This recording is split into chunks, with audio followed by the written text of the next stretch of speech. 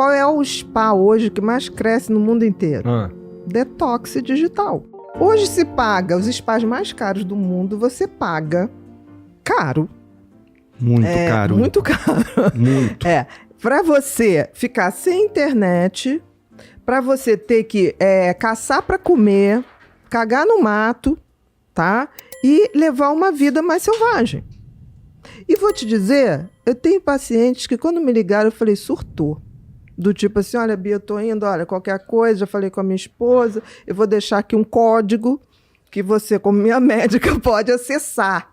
Porque fora disso, eu falei, não, espero não te acessar, só se acontecer uma tragédia, alguma coisa. Eu falei, mas você não deixou com a sua esposa? Não, porque senão ela vai aparecer lá. Eu falei, não, tudo bem. Eu falei, seu passado lhe condena, porque uma vez ele foi fazer isso, ela pegou ele em flagrante contra a mulher. Eu falei, mas tudo bem. Aí é outra história. Tudo bem. E vou te dizer, na época ele chegou pra mim, eu falei, quanto você vai pagar? Ele falou, $10 mil por semana. Porra! Eu falei, olha, não sou contra, não. Só a favor. Não me volte antes de 15 dias, porque qualquer coisa pra te tirar do mecanismo que você tá, no mínimo 15 dias, que é a tal da abstinência. Não dá pra ser menos do que isso. Menos de 15 dias, o ideal é até um mês. Não tem como, qualquer vício. E, cara, eu vou te dizer, esse cara voltou uma pessoa bem melhor. Que interessante. E um cara bem, bem rico. E eu me lembro quando ele voltou, eu falava muito pra ele assim, tipo, por que você quer um helicóptero? Pra exibir, cara, porque você não sabe pilotar. Aí ele aprendeu a pilotar, só pra me contrariar. Quando ele aprendeu a pilotar, ele foi, no final de semana, levar a família para Paraty, todo mundo feliz, aquela coisa toda. E aí ele ligou para mim e falou assim, porra, eu não posso beber, porque eu tenho que levar esse troço de volta. Aí eu falei, eu já falei para você que você tá ficando escravo das coisas. Você pode pagar e fazer a viagem de helicóptero se quiser, não tem problema. Mas para que você tem que ter um helicóptero? Para que você tem que ter uma lancha? Você aluga. Para que você tem que ter? Tirar a carteira disso, né? Não, exatamente. Então, assim, esse tipo de coisa, ele foi e voltou um cara que ele saiu vendendo tudo. Eu falei, cara, eu não sei o que aconteceu lá. Não sei qual foi o tamanduá que você teve que comer. Eu não sei que bicho você... Porque era no Texas o tal troço. Lá pra dentro. Mas vá uma vez por ano. Uma vez por ano. Ele falou, olha, os primeiros 5 dias eu estava insuportável. A minha vontade era demitir todo mundo. Eu lembrei que eles não eram meus empregados.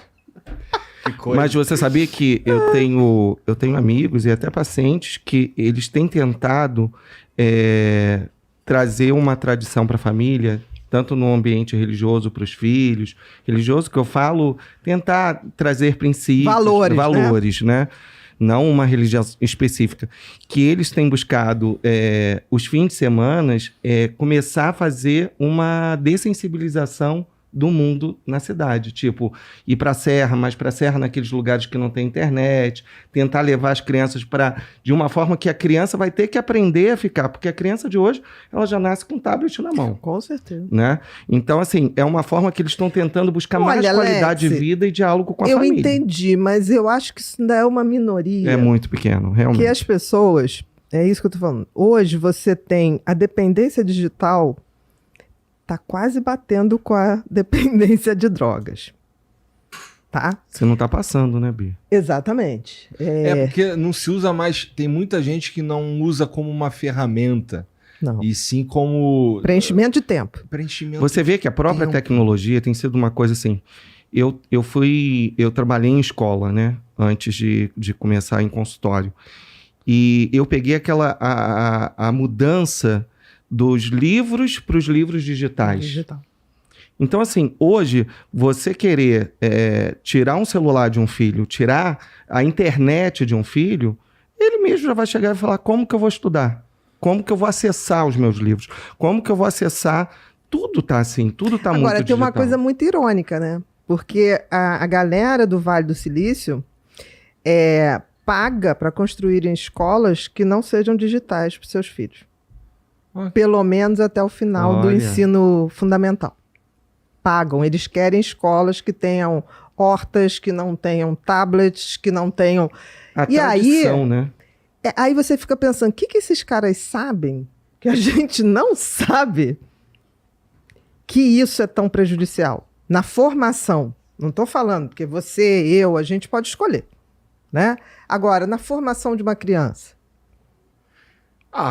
Parece...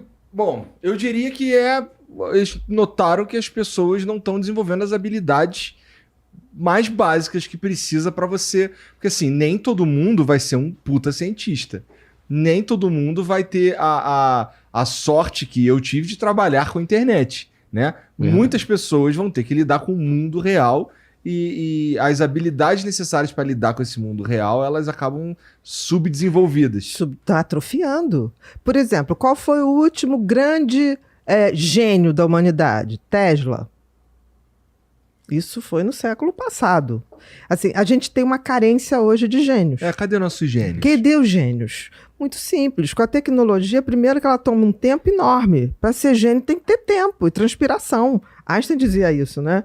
99% de transpiração, 1% de inspiração.